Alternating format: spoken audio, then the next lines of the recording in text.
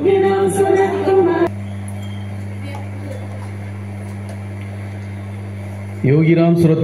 योगीराम सूरत कुमार, योगीराम सूरत कुमार, जय गुरुराया। ओम अन्नामलै वासाय विद्महे वैकुंठ रूपाय धीमहि तन्नो योगी राम सूरत कुमार प्रचोदयात्। ओम श्रीराम जय राम जय जय राम। அன்பான எம்பெருமான் யோகி ராம் சூரத் குமாரின் பரம பக்தர்களே, அனைவருக்கும் நமஸ்காரம். இந்த யோகி ராம் சூரத் குமார் நாம பிரச்சார குடியில் உங்களுக்கு நாம தரக்கூடிய அருட்பிரசாதம் என்னன்னா, இந்த 1.5 மணி நேரம் நாம பாடின நாமம் தான் அருட்பிரசாதம். இந்த அருட்பிரசாதத்தை நீங்க அப்படியே வாங்கி நீங்க மீதி நேரம் வாழக்கூடிய எல்லா நேரங்களிலும் இதை பிரதிபலிக்கணும். That's all. இந்த யோகிராம் சுரத்குமார், யோகிராம் சுரத்குமார், யோகிராம் சுரத்குமார், ஜெய குருராயா. ஓம் ஸ்ரீராம் ஜெயராம் ஜெய் ஜெயராம். அருணாச்சல சிவ அருணாச்சல சிவ அருணாச்சல சிவ அருணஜடா. இந்த 3 தாரக மந்திரம் தான் இந்த பிரபஞ்சத்தையே இயக்கக்கூடிய தாரக மந்திரம். ஒன்று எம்பெருமானுடையது, ஒன்று ஸ்ரீராமனுடையது, இன்னொன்று ஈஸ்வரனுடையது. இந்த 3 திருநாமங்கள் தான் இந்த பிரபஞ்சத்தை இயக்கக்கூடியது. இதை அடியேன்னு சொல்லலை, இங்கே வாழ்ந்துட்டு போன எல்லா மகா ஞானிகளும் யோகிகளும் சொல்லிட்டு போன மகா தத்துவம். இந்த யோகி ராம் சுரத்குமார் நாம பிரச்சார குடியில் பொறுத்த மட்டும் நாம் இங்கே நீங்கள் சாமி கும்பிட்டா உங்களுக்கு அது கிடைக்கும், இது கிடைக்கும், எல்லாம் கிடைக்கும் அப்படின்னு நம்ம எதுவும் சொல்கிறதில்ல. இப்போ கிடைக்காதா அப்படின்னா கிடைக்கும். அதுக்கு என்ன வழிங்கிறது தான் நாம் சொல்லிக் கொடுக்குறோம்.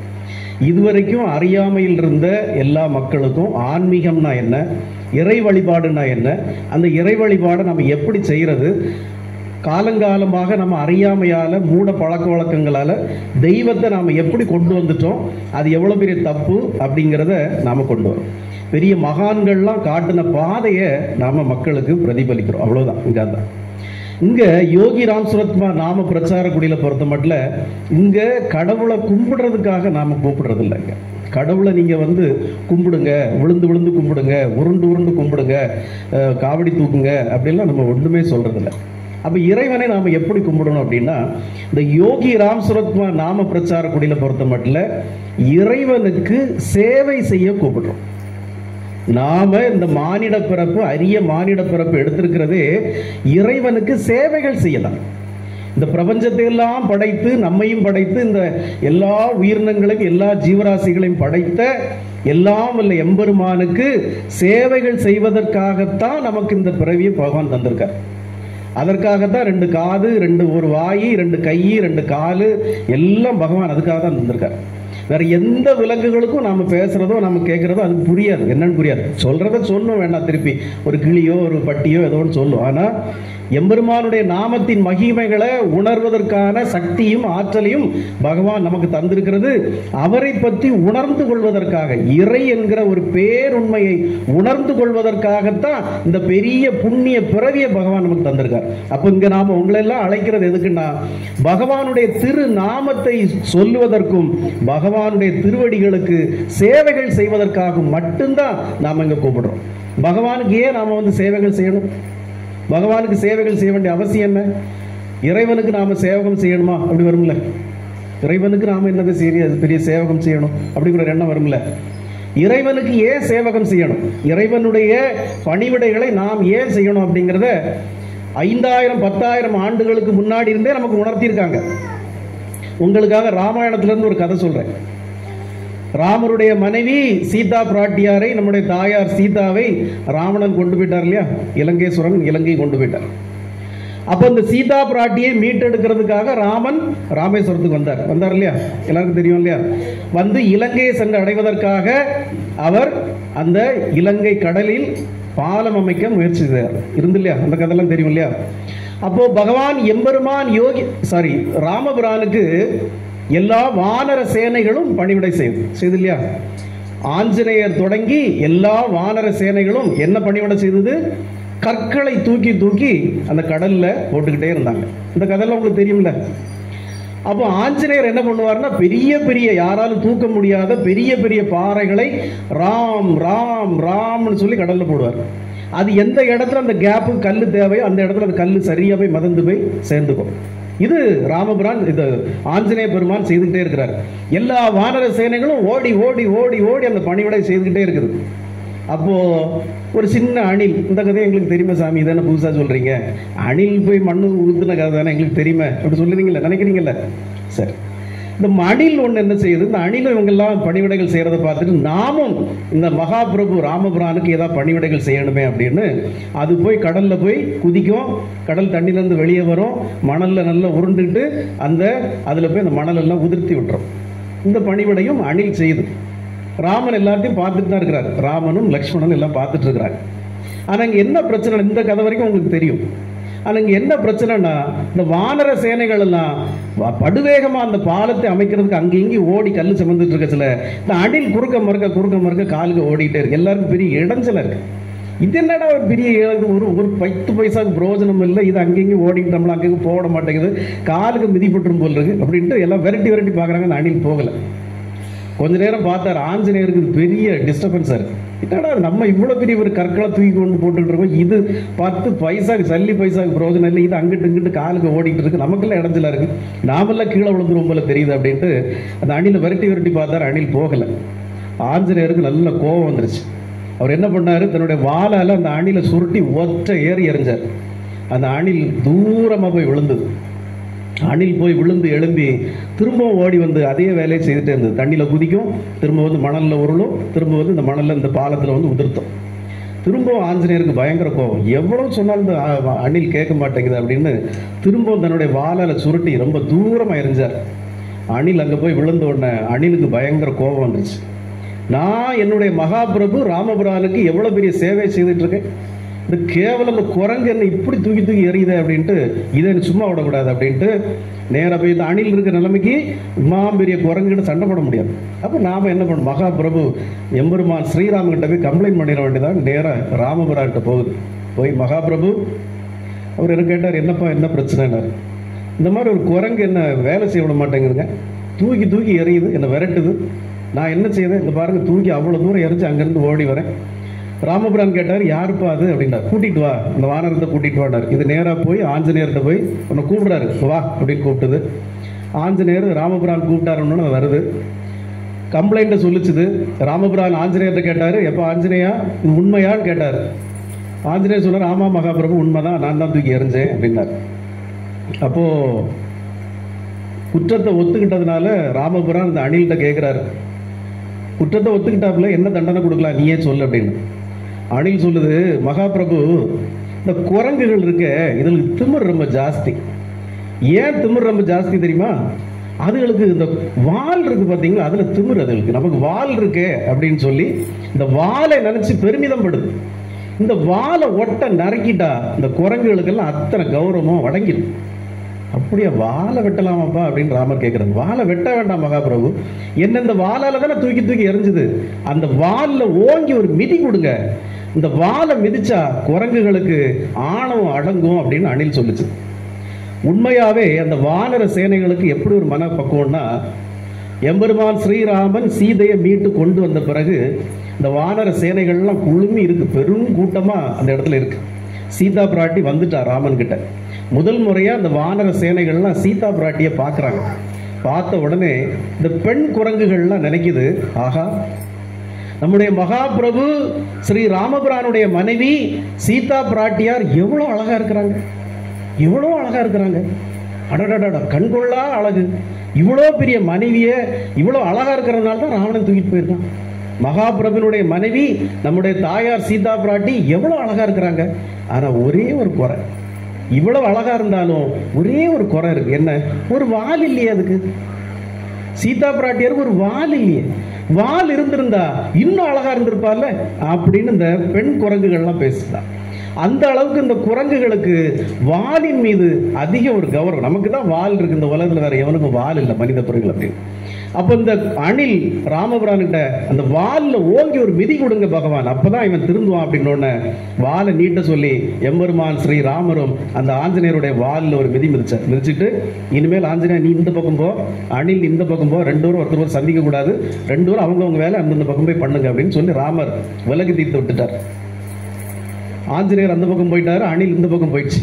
ஆனா கொஞ்ச நேரம் கழிச்சு கூட்டத்துல யாருக்கும் தெரியாம ஆஞ்சநேயர் திரும்பவும் அந்த அணில் கிட்ட போயிட்டார். வம்பு வழக்கு அந்த அணில் கிட்ட போய் திரும்பவும் அந்த அணில் கிட்ட வம்பு வளர்த்து அணிலை தூக்கி எறிஞ்சார், பக்கத்துல எறிஞ்சார். அணில் திரும்பவும் சொல்லிச்சு, நீ திரும்பவும் ராமர் வாட்ட என்ன சொன்னாரு, ஒன்னு அந்த பக்கம் போக சொன்ன, நீ ஏன் என்கிட்ட வந்திருக்க, வம்பு வளர்க்குறியா, நான் திரும்பவும் ராமர்கிட்ட போய் கம்ப்ளைண்ட் பண்ணுவேன் அப்படின்னுச்சு. இப்போ ஆஞ்சநேயர் சொன்னாரு, நீ திரும்பவும் போய் ராமபுரான்கிட்ட என்னை பத்தி கம்ப்ளைண்ட் பண்ணு அப்படின்னா. அப்போ அணில் கேட்டது, உனக்கு பயமே இல்லையா, நீ திரும்பவும் ராமர்கிட்ட போய் என்ன கம்ப்ளைண்ட் பண்ணு சொல்றியே, நீ என்ன நினைச்சிருக்க அப்படின்னு கேட்டது. அப்போ ஆஞ்சநேயர் சொன்னாரு, நீ கம்ப்ளைண்ட் பண்றதுனால திரும்பவும் ராமபிரானுடைய திருப்பாதங்கள் என் மீது மிதிப்படும், என்னை மிதிக்கும். அந்த பாக்கியத்தை நான் மீண்டும் மீண்டும் பெற ஆசைப்படுகிறேன், நீ திரும்ப திரும்ப போய் கம்ப்ளைண்ட் பண்ணு அப்படின்னு ஆஞ்சநேயர் சொன்னார். நல்லா கவனிங்க, ஒரு பகவான் மீது, ஒரு எம்பெருமானுடைய மீது பக்தி என்பது இதுதான் பக்தி. கடவுள் நம்மை அடித்தாலும், கடவுள் நம்மளை தண்டித்தாலும், கடவுள் நம்ம மீது கோபப்பட்டாலும், கடவுள் நமக்கு தண்டனைக்கு தந்தாலும் அவருடைய எண்ணமும் செயலும் நம் மீது இருக்கிறதே அப்படிங்கிறது பெருமைப்படணும். எம்பெருமான் ராமபிரானுடைய கருணை நம் மீது இருக்கிறதே அப்படின்னு நாமெல்லாம் பெருமைப்படணும். எம்பெருமான் ஏக இறைவன் ஸ்ரீ ராமபிரான் நம்மை எது செய்தாலும் நமக்கு இது நன்மையே அப்படின்னு நினைக்கணும். நீங்க ராமாயணம் முழுக்க கவனிச்சீங்கன்னா ஆஞ்சநேயர் எவ்வளவு பெரிய உதவிகளை ராமபிரானுக்கு செய்திருக்காரு நினைச்சு பாருங்க. எம்பெருமான் ஸ்ரீ ராமனுக்கு ஆஞ்சநேயர் எவ்வளவு பெரிய உதவிகளை செய்திருக்கார். ஆனா எங்கேயுமே எந்த இடத்திலுமே ஸ்ரீராமன் உடனே ஆஞ்சநேயரை கூப்பிட்டு, ஆகா ஆஞ்சநேயா, நீ எப்போதும் என்னுடைய நாமத்தையே சொல்லி கொண்டு இருக்கா, நான் பிடி ஒரு 10 வீடு வச்சுக்கோ, நான் ஒரு 10 வாகனம் வச்சுக்கோ, இல்ல ஒரு 10 ஏக்கர் இடம் வச்சுக்கோ அப்படின்னு ராமர் எங்கேயா கொடுத்துருக்காரா? இல்ல என்னுடைய தம்பி, ஒரே தம்பி லக்ஷ்மணன் போர்க்களத்துல இறந்து கிடக்கிறப்போ நீ அவ்வளவு பெரிய சஞ்சீவி மலையே தூக்கிட்டு வந்து உதவிட்டியே, உனக்கு என்ன வர வேணும் தான், ஒரு 10 ஏக்கர் இடம் வச்சுக்கோ, இல்ல ஒரு 10 பங்களா வச்சுக்கோன்னு எங்கேயா ராமன் கொடுத்திருக்காரா? ஆஞ்சநேயரும் கேட்கவே இல்லை. ராமாயணத்தினுடைய கடைசி பக்கம் வரைக்கும் ஆஞ்சநேய பெருமான் ஸ்ரீராமரிடம் எதையுமே கேட்கவில்லை, ஸ்ரீராமனும் கொடுக்கவே இல்லை. இப்போ உங்களுக்கு எல்லாம் ஒரு சந்தேகம் வரும், அப்ப என்னதான் சொல்ல வரீங்க சாமி, என்னதான் சொல்ல வரீங்க? கடவுளை நாம கும்பிடணுங்கிறீங்க, கடவுளை கும்பிட்டு அவர் ஒன்றும் தரமாட்டாருங்கிறீங்க, அப்ப என்னதான் நாங்க பண்ணணும்? ஆஞ்சநேயரோட நாங்க இனி சேவைகள் செய்திட முடியும் ஸ்ரீராமனுக்கு? அப்ப இனி என்னதான் பண்ணணும் சொல்லுங்க அப்படின்னா, ஸ்ரீராமனுக்கு ராமாயண கிஷ்கிந்தா காண்டத்திலிருந்து கடைசி வரைக்கும் ஆஞ்சநேயர் செய்த உதவிகளை போல யாருமே செய்யல. ஆனா எம்பெருமான் ஸ்ரீராமன் ஒவ்வொரு இடத்துலையும் குகன்ல இருந்து எல்லாத்துக்கும் ஒவ்வொரு வரங்களை கொடுத்தார். நல்லா இருப்பா, நீ இப்படி இரு, நீ இப்படி இரு. குகன் என்ன சொன்னாரு, 4 தம்பிகளோடு நாம் இனி 5 ஆனோம்னார், நீங்க என் தம்பி தான் அப்படின்னார். எல்லாருக்கும் ஒரு வரங்களை பதவிகளை கொடுத்தார். ஆஞ்சநேயர் மட்டும் ராமநாமத்தையே சொல்லிட்டு பெசாம ஒரு இடத்துல அவர் பாட்டுக்கு ஒரு வேலையை பார்த்துட்டு இருக்கிறார். எந்த இடத்துலயுமே ராமன் என்ன கவனிக்கவே இல்லையே, ராமன் எல்லாருக்கும் எல்லாம் கொடுக்குறான், எனக்கு ஒன்றும் தரவே இல்லையே, நான் எவ்வளவு பெரிய பக்தன், ராம நாமத்தை நான் எவ்வளவு சொல்லிட்டு இருக்கிறேன், ராமனுக்கு எவ்வளவு பெரிய உதவிகளை பண்ணிட்டு இருக்கிறேன், ராமனுக்காக ஒரு மலையே தூக்கிட்டு வந்தேன், அவனுடைய தம்பிக்கு உயிர் கொடுத்திருக்கிறேன், நான் சஞ்சீவி மூலிகை தூக்கிட்டு வந்து, இந்த ராமன் என்ன கண்டுக்கவே இல்லையே, இந்த ராமன் எனக்கு ஒண்ணுமே தரலையே அப்படின்னு ஒரு இடத்துல கூட எம்பெருமான் ஆஞ்சநேய மூர்த்தி எங்கேயுமே அவர் ஒரு கணம் கூட அவருக்கு மனசுல எண்ணமே வரல. அவருக்கு வேண்டியதெல்லாம் எப்போதும் என் தகப்பன் ராமன் என்னோடு இருக்கணும், என்னுடைய வாயில் எப்போதும் ராம நாமம் இருக்கணும், அந்த ஒரு பாக்கியத்தை மட்டும் தாருங்கட்டார். அப்ப ராமாயணத்தின் கடைசி வரைக்கும் ஆஞ்சநேயருக்கு எதுவுமே வழங்காத ராமன், ஓடி ஓடி ராமனுக்காக உழைத்த ஆஞ்சநேயருக்கு கடைசியாக என்ன கொடுத்தாங்க? ராமாயணத்துல கடைசியாக ராமாயணத்துல வந்து சீதா பிராட்டியார் அவருடைய சேவைகள் எல்லாம் பாராட்டி சிரஞ்சீவி பட்டத்தை கொடுத்தார். சிரஞ்சீவி பட்டம்ங்கிறது என்ன? யாருக்கா தெரியும்? What is the mean by Chiranjeevi பட்டம்? சிரஞ்சீவிங்கிறது சாகா வரம் அருளக்கூடிய ஒரு பட்டம், முதுமையே வராத ஒரு பட்டம், முதுமையே இல்லாத என்றும் இளமையாக சாகாத வரம் பெற்ற பட்டம். அப்போ ஸ்ரீராமன் இந்த அவதாரத்தை முடித்துக் கொண்டு விண்ணுலகம் கிளம்பும் போது ஆஞ்சநேயர் கேட்டார், சுவாமி, இத்தனை ஆண்டுகளாக உங்கள் திருப்பாதத்தில் உங்களுக்கு பணிவிடை செய்து விட்டேனே, இப்போது என்னங்க விட்டுட்டு நீங்க எல்லாம் போறீங்களே, இது நியாயமா?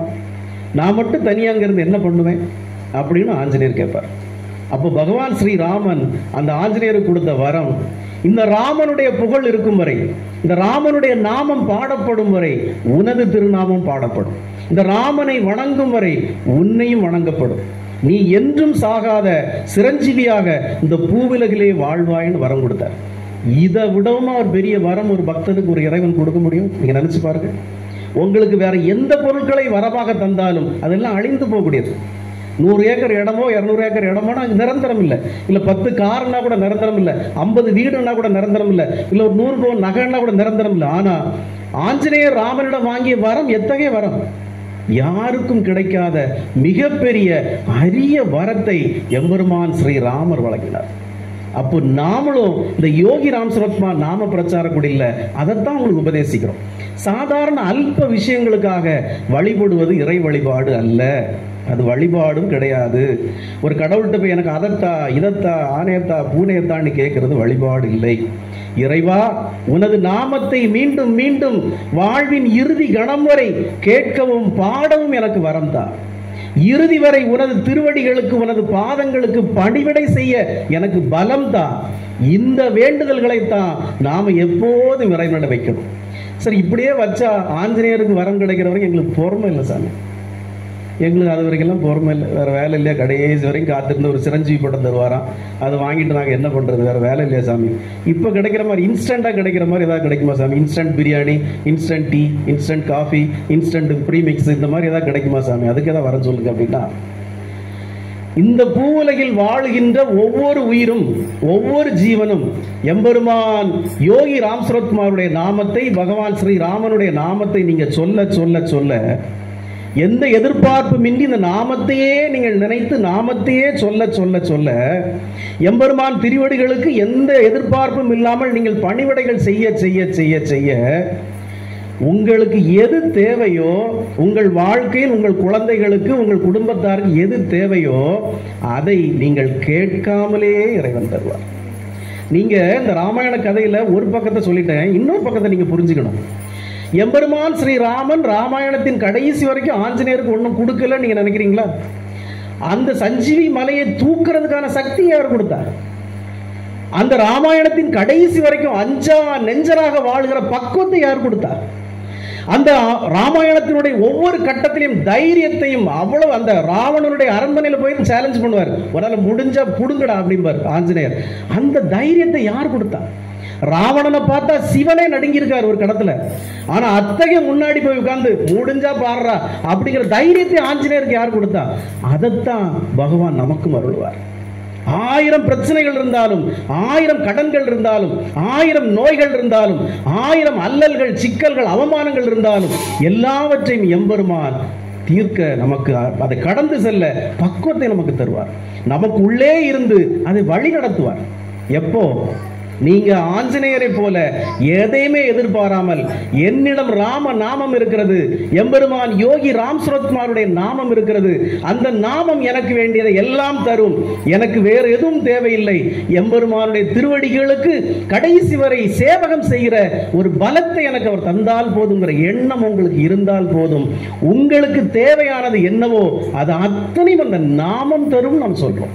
அதனால தான் இது நாம பிரச்சாரக்கூடிய. இங்க இறைவனை பிரச்சாரம் பண்றோம், சாமியை பிரச்சாரம் பண்றோம், அந்த வழக்கமே இங்க இல்லை. ஏன் இந்த நாமத்தை நாம பிரச்சாரம் பண்றோம்? இறைவனால முடியாதது கூட, இறைவன் செய்யாததை கூட அவருடைய திருநாமம் உனக்கு தரும் அப்படிங்கிறத நம்ம உபதேசம் பண்றோம். வித்தவுட் எக்ஸ்பெக்டேஷன், வித்தவுட் எனிதிங், நீங்க எதையுமே எதிர்பாராமல் பகவானுடைய நாமத்தையே சொல்றதுக்கு நீங்க இருந்தீங்கன்னா அது அருப்பெரிய பெரிய சாதனைகளை உங்களுக்கு செய்யுது. இப்போ ஒரு எக்ஸாம்பிள் சொல்லணும்னா, ஒரு 2 நாள் முன்னாடி வாட்ஸ்அப்பில் ஒரு மெசேஜ் அனுப்பியிருப்பேன். இது ஒரு சின்ன எக்ஸாம்பிள் தான். இதை போல் நமக்கு டெய்லி நிறைய பேர் ஃபோன் பண்ணுறாங்க. நேற்று கூட பெங்களூர்ல இருந்து ஒரு அம்மா ஃபோன் பண்ணி 2 பொண்ணுங்களுக்கு டிவோர்ஸ் பிரச்சனை ஃபோன் பண்ணிட்டு இருந்தேன். டெய்லி நிறைய பேர் சாமி எங்களுக்கு அதை பிரார்த்தனை பண்ணுங்க. ஒரு சின்ன எக்ஸாம்பிள் உங்க புதுசாக வந்திருக்க நிறைய பேருக்காக சொல்கிறேன். வெளிநாட்டில இருந்து ஒரு அம்மா கொஞ்ச நாளைக்கு முன்னாடி என்கிட்ட ஒரு பிரார்த்தனை வச்சாங்க. சாமி, உங்களுடைய வீடியோக்குள்ள நாங்கள் பார்க்குறோம், சிறப்பாக பேசுறீங்க, ரொம்ப அழகாக பேசுறீங்க, திரும்ப திரும்ப நான் உங்களோட நீங்கள் பேசின வீடியோக்களை தான் யூடியூப்ல கேட்டுக்கிட்டே இருக்கிறேன். சாமி, எனக்கு ஒரு பிரச்சனை. என் பையன் பாரிஸில் வேலை பார்க்குறான். பாரிஸ்னா எங்கே இருக்கு? வெளிநாடு. பாரிஸில் வேலை பார்த்துட்டு இருக்கிறான் ஒரு ஆஃபீஸில். அவனுக்கு கொஞ்ச நாளாகவே சாப்பிட முடியல. வயிறு ஒன்றும் பயங்கர பிரச்சனையாக இருக்குது. சாப்பிட்டா உடனே வாந்தி வந்துடுது, உடனே வாமிட்டிங் பண்ணுறான். பயங்கர பிரச்சனையாக இருக்குது. நம்ம நாட்டை போல வெளிநாடுகளில் டாக்டர்கிட்ட போய் ஈஸியாக டக்குன்னு பார்த்துட முடியாது. அதுக்கு ஒரு அப்பாயின்மெண்ட் கொடுப்பாங்க. அந்த அப்பாயின்மெண்ட்டில் தான் உங்களுக்கு ஒரு ஆப்ரேஷனாக இருந்தாலும் எதுவாக இருந்தாலும் அந்த அப்பாயின்மெண்ட் டேட்டில் தான் நீங்கள் பார்க்க முடியும். நம்ம ஊரில் டாக்டர் உடனே பார்க்கலன்னா எட்டிட்டு அடிச்சிருவான், என்ன நீ ஒன்றும் பார்க்கல அப்படின்னு. இப்போ நம்ம டாக்டர் ஒரு 4 நாள் வெளிநாடு போயிருக்காங்க, வந்த உடனே 10 பேஷண்ட் போய் எப்படி நீங்கள் வெளிநாடு போகலாம்? நீ யாரை கேட்டு போனீங்க? நாங்களாம் உங்களை நம்பி தானே இருக்கோம், நீங்க வெளிநாடு போயிட்டு அப்புறம் நாங்க என்ன பண்றது, இதெல்லாம் போகக்கூடாது, இங்க உட்காந்துருங்க அப்படின்வாங்க. வந்து இப்போ அந்த அம்மா திங்கக்கிழமை வருவாங்க, வந்தோடனே இதாமே சொல்லுவோம், எப்படி நீங்கள் வெளிநாடு போகலாம், யாரை கட்டுட்டு போனீங்க அப்படின்னு சொல்லுவோம். ஆனால் வெளிநாடுகளில் அந்த ஒரு ஆப்ரேஷன் எவ்வளோ முக்கியமான ஆப்ரேஷனாக இருந்தாலும் யூ ஷுட் வெயிட், நீங்கள் காத்திருக்கணும். அவங்க ஒரு அப்பாயின்மெண்ட் கொடுத்துருப்பாங்க, அதில் தான் பண்ணணும். இப்போ இந்த தம்பிக்கும் இந்த டிசம்பர் மாதம் 11ஆம் தேதி மிகப்பெரிய டெஸ்ட்டுகள், வேதனைக்குரிய டெஸ்ட்டுகளை டாக்டர்ஸ் எழுதி கொடுத்துருந்தாங்க. என்னெல்லாம் பண்ணணும்னா எண்டோஸ்கோபி பண்ணணும். எண்டோஸ்கோபி பண்ணுறது சாதாரண விஷயம் இல்லை. தொண்டைக்குள்ள ஒரு பெரிய டியூப்பை போட்டு அதில் ஒரு கேமரா இருக்கும், அதை வயிறு வரைக்கும் இறக்கி அந்த கேமராவில் இங்கே டிவியில் தெரியும் வயிற்றுக்குள்ளே என்னென்ன பிரச்சனை இருக்குன்னு. அது அவ்வளோ ஈஸியாக உள்ளே போகாது, நிறைய வாந்தி வரும், சலைவா கொட்டுன்னு கொட்டும், உமிழ்நீர் கொட்டிக்கிட்டே இருக்கும். இப்போ அதுக்கெல்லாம் ஒரு சின்ன மைல்டு அனஸ்தீசியா கொடுப்பாங்க, மிடோசோலாம்னு ஒரு இன்ஜெக்ஷனை மைல்டு ஒரு அனஸ்தீசியா கொடுத்து தான் உள்ளே போட்டு குத்தி இறக்கணும். இது ஒரு பெரிய பெயின்ஃபுல் சமாச்சாரம், ரொம்ப கஷ்டமான சமாச்சாரம். இந்த 11ஆம் தேதி அப்பாயின்மெண்ட்டுக்காக அந்த பெத்த தாய் கதறி அழுதாங்க என்கிட்ட, என் பிள்ளைக்கு இவ்வளோ பெரிய கொடுமையா சாமி, வயிற்றுக்குள்ளே என்ன பிரச்சனை இருக்க போகுதோ தெரியல, ஆனால் இவ்வளோ பெரிய டெஸ்ட்டை என் பையன் தாங்கிக்கிட மாட்டான். எப்படியாவது இந்த 11ஆம் தேதி இந்த டெஸ்ட்டே நடக்காமல் நீங்கள் காப்பாற்றணும். இந்த டெஸ்ட் கூட நடக்கக்கூடாது, இந்த எண்டோஸ்கோபி கூட பண்ணாத அளவுக்கு நீங்கள் காணணும். நான் நினைக்கிறேன் என்னம்மா அவனுக்கு வயிற்றுக்குள்ளே ஏதோ ஒரு பெரிய ப்ராப்ளம் இருக்குல்லன்னா வாமிட்டிங் வராது. இந்த வாமிட்டிங் அவனுக்கு இருக்க பிரச்சனைகள்லாம் கேட்டால் ஷீபா டாக்டர் என்னென்ன சிம்டம்லாம் வயிற்றுக்குள்ளே இருக்கலாம் அப்படிங்கிறது மிகப்பெரிய ஒரு ப்ராப்ளம் இருக்குது. நான் நம்மகிட்ட சொன்னேன், மிகப்பெரிய ஒரு ப்ராப்ளம் இருக்குமா, சரி பகவான் 11ஆம் தேதிக்குள்ளே உங்கள் பையனுக்கு எப்படியாவது காத்திருவார், கவலைப்படாதீங்க, நாமத்தை சொல்லுங்கள், நாமத்தை சொல்லிகிட்டே இருக்கிறேன் சாமி அப்படின்னாங்க. நீங்கள் நல்லா புரிஞ்சுக்கணும், வயிற்றுக்குள்ளே அந்த பையனுக்கு எவ்வளோ ப்ராப்ளம் இருந்திருந்தா, சாப்பிட முடியல, கொஞ்சம் சாப்பிட்டாலும் வாந்தி வந்துடுது, மிகப்பெரிய பிரச்சனை. ஒரு மனுஷன் எவ்வளோ கஷ்டப்படுவான், இந்த டெஸ்ட்டுக்கு பயப்படுறான். ஆனால் அந்த அம்மா டெய்லி எனக்கு அங்கேருந்து ஃபாரின்லேருந்து வாய்ஸ் மெசேஜ் அனுப்பிட்டோம், சாமி சாமி சாமி பார்த்துக்கோங்க பார்த்துக்கோங்க பார்த்துக்கோங்க, என் பிள்ளைக்கு எந்த இது பிரச்சனையும் வந்துடக்கூடாது, 11ஆம் தேதி அவனுக்கு இந்த டெஸ்ட்டே நடக்கக்கூடாது. சரி பகவான் பாதத்தில் போட்டு பகவான்கிட்ட பிரார்த்தனை பண்ணிகிட்டே இருந்தோம். 10ஆம் தேதி சத்தியம் பகவான்கிட்ட 10ஆம் தேதி சொன்னேன், அம்மா நாளைக்கு டெஸ்ட் இருக்கா, போகிறாங்களா, அம்மா சாமி போகிறான் சாமி, எங்களுக்கெல்லாம் உயிர் கையிலே இல்லை, நீங்கள் கொஞ்சம் பிரார்த்தனை பண்ணிக்கோங்க. You believe it or not, பகவான் யோகி ராம் சரத்குமார் அந்த அம்மா அடியனுடைய காதில் தான் சொன்னாங்க. நாம் பகவான்கிட்ட சொன்னோம். 11ஆம் தேதி போயிட்டு வந்த பிறகு அந்த பேஷண்ட்டு டாக்டர்கிட்ட போயிட்டு வந்த பிறகு அந்த அம்மா எனக்கு வாய்ஸ் மெசேஜ் போட்டாங்க. என்ன போட்டாங்கன்னா, சுவாமி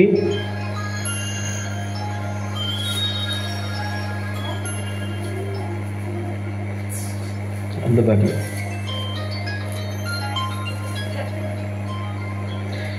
சுவாமி டாக்டர்கிட்ட என் பையன் போன உடனே டாக்டர் என்ன நினச்சாங்களோ தெரியல, என் பையனை பார்த்துட்டு உனக்கு ஒன்றும் பிரச்சனை இருக்காதுப்பா, ஒன்றும் ப்ராப்ளம் இல்லை, இன்றைக்கி எண்டோஸ்கோப்பி எதுவும் வேண்டாம், ஒன்றும் பண்ண வேண்டாம், நான் ஒரு 1 மந்த்துக்கு மெடிசின்ஸ் தரேன், அதை கண்டினியூஸாக சாப்பிட்டே வாங்க, எதுவும் ஆகாது பார்த்துக்கலாம் அப்படின்னு நாம் அந்த பையன் முன்னாடி சொன்ன மாதிரி, பகவான் அந்த பையன் முன்னாடி சொன்ன மாதிரி அந்த டாக்டரே எந்த டெஸ்ட்டும் உனக்கு பண்ண வேண்டாம், எண்டோஸ்கோப்பி எதுவும் பண்ண வேண்டாம், 1 மந்த் நான் கொஞ்சம் மருந்துகள் மெடிசின்ஸ் ப்ரிஸ்கிரைப் பண்ணுறேன், அதை மட்டும் நீ வாங்கி சாப்பிடு அப்படின்னு அனுப்பிட்டார். அந்த அம்மாவுக்கும் அந்த பையனுக்கும் சந்தோஷம் தாங்கலை. எம்பெருமான் யோகி ராம் சரத்குமார் எவ்வளவு எதுக்கு அவங்க பயந்துட்டு இருந்தாங்களோ அந்த பயத்துல அவங்களை மீட்டெடுத்து அதை ஒரு சர்வசாதாரண ஒரு நோயாக கொண்டு போய் வெறும் மருந்திலே சரியாயிரும் அப்படின்னு விட்டார். அப்புறம் அந்த அம்மா என்கிட்ட ரொம்ப சந்தோஷம் தெரிவிச்சு என்னை பற்றி ஒரு பாட்டெல்லாம் பாடி போட்டு அதை வாட்ஸ்அப்பில் அனுப்பியிருந்தேன். அந்த அம்மா கேட்டாங்க, அப்புறம் சாமி இந்த 1 மாதம் சாப்பிட்ட பிறகு என்ன ஆகும், திரும்பவும் அந்த நோய் ஏதாவது தலை தூக்குமா? ஒன்றும் தலை தூக்காது. எம்பெருமான் யோகி ராம் சரத்குமார் இவ்வளவு கருணையோட அந்த நோயை நீங்க பயந்த மாதிரி எந்த டெஸ்ட்டுமே நடக்காம பாதுகாத்துட்டார்ல. இந்த 1 மாசம் இந்த மாத்திரை சாப்பிட்றதுனால, இந்த மருந்துகளை சாப்பிட்றதுனால உங்கள் குழந்தைக்கு வயிற்றில் இருக்கக்கூடிய எல்லா நோய்களும் பகவான் கருணையால தீர்ந்து போய்விடும் அப்படின்னு சொல்லி இப்போ அந்த தாயார் மிகுந்த சந்தோஷத்துல மிகுந்த பக்தியோட, சாமி இங்க பகவான் குறித்த ஏதாவது எங்களுக்கு டாலரு அந்த மாதிரி படங்கள் எங்களுக்கு இந்த வெளிநாட்டில் ஒண்ணுமே கிடைக்காது, பக்கத்துல எல்லாமே அரேபியன் முஸ்லீம்ஸ், எங்களுக்கு ஏதாவது கிடைச்சா வாங்கி அனுப்புங்க சாமி, என்ன தொகை உண்டோ என்ன பணம் உண்டோ நான் அனுப்பி விட்டுறேன், எங்களுக்கு பகவான் உடனடியாக வேணும், எங்களுக்கு $5 5 படம் என்னெல்லாமோ கேட்டிருக்காங்க, எங்களுக்கு எல்லாம் வாங்கி அனுப்பி விடுங்க சாமி. இதுதான் மிராக்கிள், இதுதான் மிராக்கிள். அவங்க சாமி கிட்ட போய் எந்த மன்றாடலும் பண்ணல, அந்த நாமத்தை சொல்ல சொல்ல உங்களுக்கு என்னென்ன பிரச்சனைகள் இருக்கோ, நீங்க எதுக்கு பயந்துகிட்டு இருக்கீங்களோ, எது நம்முடைய மானத்தை பப்ளிக்ல கவுத்திரும் நம்மளை கெடுத்துரும் நினைக்கிறீங்களோ எல்லாத்தையும் பகவான் பாதத்தில் அர்ப்பணிச்சுட்டு பகவானுடைய நாமத்தை இவ்வளவு நேரம் 1.5 மணி நேரமா நாம சொன்ன திருநாமத்தை நீங்க சொல்லிக்கிட்டே இருக்கிறப்போ இந்த பிரச்சனைகள் எல்லாம் உங்களை விட்டு அகலும். இது சாட்சி, அதுக்காக தான் நான் இந்த சம்பவங்களை உங்களுக்கு சொல்றேன். இதை போல 1000 சம்பவங்களை என்னால் சொல்ல முடியும். நான் இந்த அற்புதங்களை ஏன் ரொம்ப பெருசாக சொல்றது இல்லைன்னா, பிறகு வெளியே இந்த வீடியோல பார்க்குறவங்க இவர் வேற எதுக்கோ பிளான் பண்றாரு அப்படின்னு நினைப்பாங்க. எந்த பிளானுங்க கிடையாது. இந்த அற்புதத்தை நாம திருப்பி திருப்பி சொல்றது பகவானுடைய நாமத்தை சொல்வதற்காக மட்டும் இங்க வாங்க. பகவானுடைய திருவடிகளுக்கு பணிவிடை செய்வதற்காக மட்டும் இங்க வாங்க. வந்தா உங்களுக்கு என்னென்ன தேவையோ வாழ்க்கையில அது எல்லாத்தையும் பகவான் நடத்தி தருவாருங்கிறதா என்னுடைய தாழ்மையான கருத்து. இதற்கு மிகப்பெரிய உங்கள் வாழ்க்கையை புரட்டி போட்டுருவார். உங்க வாழ்க்கையை இந்த கணம் முதல் இந்த நிமிடம் முதல் உங்க வாழ்க்கையை அப்படியே உள்டாவா புரட்டி போட்டுருவார். அது எக்ஸாம்பிள் யாருன்னா நான் தான் எக்ஸாம்பிள். இந்த காதுல எந்த பிரச்சனை வந்தாலும் அது பகவானுடைய காதுல வந்த மாதிரி எல்லா பிரச்சனைகளையும் பகவான் சுமூகமாக தீர்த்து தருவதான் கலியுகத்தின் கண்கண்ட கடவுள் எம்பெருமான் யோகிராம் சுரத்குமார். நீங்க என்கிட்ட சொல்லுங்க, இந்த மாதிரி எந்த கடவுள் நமக்கு கண்ணு முன்னாடி நின்று கருணை காட்டுவார்? கேட்டத மனிதன் ஒரு நேருக்கு முன்னாடி நின்று பேசுற மாதிரி எந்த கடவுள் நமக்கு செய்ய தருவார்? இங்க வந்திருக்கக்கூடிய இங்க வரக்கூடிய எல்லா பக்தர்களுக்கும் வாழ்வில் நிறைவான அற்புதங்களை பகவான் நடத்திட்டு இருக்கார். சிலருக்கு கொஞ்சம் மெதுவாக அந்த ப்ராசஸ் போயிட்டு இருக்கு. நிச்சயமாக என்னுடைய வாக்கு பலிக்கும், எல்லோருக்கும் நல்லது நடக்கும்ங்கிறதுல எந்தவித மாற்று கருத்தும் கிடையாது. நடந்துகிட்டு இருக்கு, இன்னும் நடக்கும். எல்லோருடைய வாழ்க்கையிலும் உங்கள் கர்ம வினைகளுக்கு ஏற்ப அந்த கணப்பொழுதை புரட்டி போடுவோர் தான் எம்பெருமான் யோகிராம் சுரத்குமார். அப்போ வழிபாடுகள்ங்கிறது நமக்கு ஒரு 300-500 ஆண்டுகளுக்குள்ளாக நம்மளை மூளையெல்லாம் செலவு பண்ணி நீ இப்படி கும்பிடு, அப்படி கும்பிடு, அதை கும்பிடு, இதை கும்பிடுன்னு எதுவும் தேவையில்லை. இந்த கலியுகத்துல எல்லா மகான்களும் பகவான் ஸ்ரீ கிருஷ்ணர் தொடங்கி துவாபரகத்துல ஸ்ரீ கிருஷ்ணர் தொடங்கி அவர் நமக்கு சொன்னது நாமத்தை சொல். என்னுடைய நாமத்தையே எவன் சொல்லுகிறானோ அவனுக்கு சொர்க்கலோகமே நான் திறந்து காத்திருப்பேன். நான் ஸ்ரீ கிருஷ்ணர் எம்பெருமான் யோகிராம் சுரத்குமார் உங்கள் கரங்களை பிடித்து அழைத்து செல்வேன்னார். அப்போ நீங்க மிகப்பெரிய புண்ணிய காரியங்களுக்கு தான் ஆசைப்படணும் ஒழிய இந்த அல்ப காரியங்களுக்கு ஆசைப்பட வேண்டியது. அப்ப இந்த அல்ப காரியங்களை யார் பார்த்துக்குவார்னா நிச்சயமாக பகவான் பார்த்துக்குவார். நாம் வாழும் நாள் வரை இந்த பூமியில் நாம் இந்த பூத உடலோடு வாழும் நாள் வரை நமக்கு என்னென்ன தேவைகளோ அதை நிச்சயமாக பகவான் யோகிராம் சுரத்குமார் செய்து தருவார். அது எந்த மாற்று கருத்தும் கிடையாது. ஆனா நம்முடைய எண்ணங்களும் பிரார்த்தனைகளும் உயர்வாக இருந்தால் அந்த பேரின்ப நிலைக்கு நம்மளால் எட்ட முடியும். பிறவியற்ற பெருநிலையை நாம் அடைய முடியும்ங்கிறதுதான் எம்பெருமான் யோகிராம் சுரத்குமார் நமக்கு உணர்த்தி இருக்கக்கூடிய மிகப்பெரிய உண்மை. பகவான் யோகிராம் சுரத்குமார் அவர் ராம நாமத்தை சொல்லி அவர் இறைவனாகவே கடவுளாகவே கடவுள் அவதாரமாகவே வாழ்ந்தவர். அதே போல நாமும் ராம நாமத்தை சொல்வதன் மூலமாக ராமகிருஷ்ண அவதார ஈஸ்வர வடிவான எம்பெருமான் யோகி ராம் சுரத்குமாருடைய நாமத்தை விடாமல் ஜெபிப்பதன் மூலமாக யாதொரு எதிர்பார்ப்பும் இன்றி எம்பெருமானுடைய நாமத்தை நான் ஜெபிப்பதே இந்த பிறவின் பலன். நான் பிறந்திருப்பதே அவருடைய நாமத்தை துதிப்பதற்காக, என்னுடைய இரு கைகளும் அவருடைய பணிவடை செய்வதற்காக, என்னுடைய இரு பாதங்களும் நாம பிரச்சார குடிலுக்கு செல்வதாக சொல்லி அவரையே நீங்கள் எல்லா பிரச்சனையும் அவருடைய திருவடிகளை சமர்ப்பிச்சுட்டு நீங்க தைரியமா இருந்தீங்கன்னா உங்களுடைய பிரச்சனைகள் எல்லாம் உங்களோட கடந்து செல்லுங்கிறதுக்கு இன்னும் 1000 அற்புதங்களை என்னால் சொல்ல முடியும். 1000 அற்புதம். இந்த பாத பூஜை நாம எதுக்கு பண்றோம்னா, நீங்க ஒவ்வொரு 18 திரவியங்களால பண்றோம். ஒவ்வொரு தடவை நீங்க வந்து பண்றப்போ என்னுடைய பிரச்சனைகள் எல்லாம் உங்கள் திருவடிகளிலே வைக்கிறேன். என்னுடைய ப்ராப்ளங்கள் எல்லாம் உங்க திருவடிகளிலே வைக்கிறேன் சுவாமி. நீங்க என்ன செய்யணுமோ அதை கருணை கூர்ந்து செய்யுங்க. நீங்க எதை செய்தாலும் அதை நான் ஏற்றுக்கொள்கிறேன்ங்கிற பக்குவத்துக்கு நீங்க வரணும். திஸ் இஸ் கால்டு சரணாகதி. சரணாகதி மீன்ஸ் உங்களுடைய பாதத்தில் பணிந்து கிடக்கிறேன் சுவாமி. நீங்க என்ன மிதிச்சாலும் சரி, இல்ல தட்டி எழுப்பி தடவி கொடுத்தாலும் சரி, ஐ அக்செப்ட் இட். அந்த பக்குவ நிலைக்கு நீங்க வந்துட்டீங்கன்னா பகவான் யோகி ராம் சுரத்குமார் உங்கள் வாழ்க்கைக்கு, உங்கள் குழந்தைகள் வாழ்க்கைக்கு, உங்கள் குடும்பத்தின் சுபிட்சத்துக்கு என்னென்ன உண்டோ அதை சரியான நேரத்தில் சரியா தருவார். ஏன்னா நமக்கு கடந்த காலமும் நிகழ்காலம் மட்டும்தான் தெரியும். பகவான் யோகி ராம் சுரத்குமாருக்கு மட்டும்தான் வருங்காலமும் தெரியும். நமக்கு வருங்காலம் என்னன்னு தெரியாது. நம்முடைய வாழ்க்கை எங்க நாளைக்கு போய் நிற்கணும்னு தெரியாது. போய்க்கலாம். அப்போ பகவான் யோகி ராம் சுரத்குமார் முக்காலமும் உணர்ந்தவர், முக்காலத்துக்கும் அருள் புரிபவர். கடந்த காலத்தை விட்டுருவோம், நிகழ்காலத்தை பார்த்துக்குவோம். நிகழ்காலத்தை நம்ம என்ன செய்யணும்? பகவானுக்கு சேவை செய்யறதுல கழிக்கணும், அவருடைய நாமத்தை சொல்றதுல கழிக்கணும். அப்ப வருங்காலத்தை அவர் பார்த்துக்குவார். பகவான் பாதங்கள்ல அந்த சமர்ப்பிச்சுட்டு நாம நிம்மதியா யோகிராம் சுரத்குமார், யோகிராம் சுரத்குமார், யோகிராம் சுரத்குமார், ஜெயகுரு ராயான்னு சொல்லணும். புதிதாக வந்திருப்போம், உங்களுக்கு இந்த நாமம் கொஞ்சம் புதுசா தெரியும், இதுல என்ன இருக்கு அப்படின்னு தெரியும். ஆனா அந்த நாமத்தினுடைய மகிமையை நீங்க கூகுள்லயோ யூடியூப்லயோ பார்த்தீங்கன்னா நிறைய பேர் சொல்லியிருப்பாங்க. இந்த நாமத்தின் மகிமையால வாழ்ந்தவங்க தான் புதுசா வந்திருக்கவங்களுக்காக சொல்ற நிறைய பேர் இருக்கிறாங்க. மியூசிக் டைரக்டர் இளையராஜா, ஜெயசுதாஸ் எல்லாருமே சுவாமியுடைய பக்தர்கள். அவங்க வாழ்ந்ததே சாமியால தான். இளையராஜாவினுடைய கேசட் கம்பெனிக்கு படமே விசிறி தான் ஒரு காலத்துல, ராஜான்னு போட்டுருக்கோம். இந்த மாதிரி பகவான் ஏக கருணை மிக்கவர். ஆனால் தன்னைப்படுத்தி எங்கேயுமே விளம்பரப்படுத்திக்க கொள்ளாதவர். அப்படிப்பட்ட பரிபூர்ண தெய்வத்தை, எம்பெருமானை எல்லா ஜனங்களுக்கும், துன்பப்படக்கூடிய எல்லோருக்கும் எடுத்து சொல்லி அவருடைய நாமத்தின் மகிமையை சொல்றது மட்டும்தான் அடியனுடைய இந்த பிறவி சாதனை. அடியனுக்கு இந்த பிறவியை பகவான் தந்திருக்கிறதே இத்தனை வருஷ காலம் புரிஞ்சிக்காம உணர்ந்துக்காம வாழ்ந்துட்டோம். பகவான் ரமண மகரிஷி சொல்ற மாதிரி, நீ யார் நான் யாருங்கிற முதல்ல உணர்ந்துக்க. இந்த பிறவி நமக்கு எதற்குன்னு உணர்ந்துக்க. நீ அதை உணர்ந்துச்சேன்னா அடுத்த கணமே நீயும் கடவுள் தான். இந்த பிறவி எதற்காக, நான் எதற்காக வந்திருக்கேன், எதுக்காக இந்த பிறவி எடுத்து நாங்கள் வந்திருக்கேன்னு நாம ஒரு கணம் அதை உணர்ந்துட்டோம்னா இதுதான் இறை வழிபாடு. அப்போ நாம அடியேன் இந்த பிறவி எடுத்து வந்திருக்கிறதே இவ்வளவு பெரிய கலியுகத்தின் கண்கண்ட கடவுள் எம்பெருமான் யோகி ராம் சுரத்குமாரை பிறருக்கு போதிப்பதும், அவர் திரு நாமத்தின் மகிமையை அனைத்து பாவப்பட்ட ஜனங்களுக்கும், பாவிகளாக வாழ்ந்து கொண்டிருக்கிற ஜனங்களுக்கும், துன்பப்படுகிற அத்தனை உயிர்களுக்கும் கொண்டு சேர்ப்பதே அடியனுடைய பிறவியின் கடமை நான் நினைக்கிறேன். ஸோ என்னுடைய உயிர் மூச்சு இருக்கும் வரை எம்பெருமான் யோகி ராம் சுரத்குமாருடைய நாமத்தை, அவருடைய மகிமையை இந்த உலகின் மூலை முடுக்கெல்லாம் கொண்டு சேர்ப்பதே அடியனுடைய ஒரே ஒரு லட்சியம். அதுக்காகத்தான் பகவான் யோகி ராம் சுரத்குமார்கிட்ட அதற்காக மட்டும்தான் நான் வரம் கேட்கிறேன். இந்த வரத்தின் பலனாக என் காதல யார் யார் என்னென்ன பிரச்சனைகளை சொல்றாங்களோ அவங்க உலகத்தின் எந்த மூலையில இருந்தாலும் எல்லாருக்கும் பகவான் அதை சரிப்படுத்தி கொடுக்கிறார்களா? இதை விட வேற என்ன மகத்துவம் வேணும் ஒரு கடவுள்கிட்ட?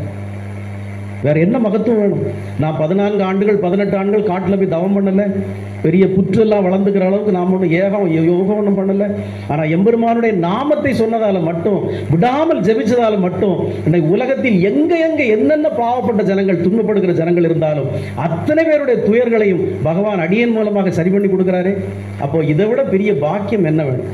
அப்போ அடியேனுக்கு கருணை புரிகிற கடவுள் எல்லாம் வல்ல எம்பெருமான் உங்களுக்கும் அந்த பூரண நிம்மதியை, சந்தோஷத்தை, மகிழ்ச்சியை தருவாருங்கிறதுல யாதொரு செகண்ட் தாட்டே இல்லாம பகவானுடைய திருவடிகளில் நீங்க பணிஞ்சிட்டீங்கன்னா உங்களுக்கு தேவையான அத்தனையும் பெற்று இன்பமாக வாழ்வீர்கள். இதற்கு 1000 உதாரணம் என்னால சொல்ல முடியும். ஓகே, இன்றைய சத்சங்கம் இதோட நிறைவு பெற்றுக்கோம். சேர்ந்து சொல்லுங்க, யோகிராம் சுரத்குமார், யோகிராம் சுரத்குமார், யோகிராம் சுரத்குமார், ஜெயகுருராயா. ஓம் அண்ணாமலை வாசாய வித்மகே வைகுண்ட ரூபாய தீமகி தன்னோ யோகி ராம் சுரத்குமார் பிரச்சோதயா. ஓம் ஸ்ரீராம், ஜெயராம், ஜெய் ஜெயராம்.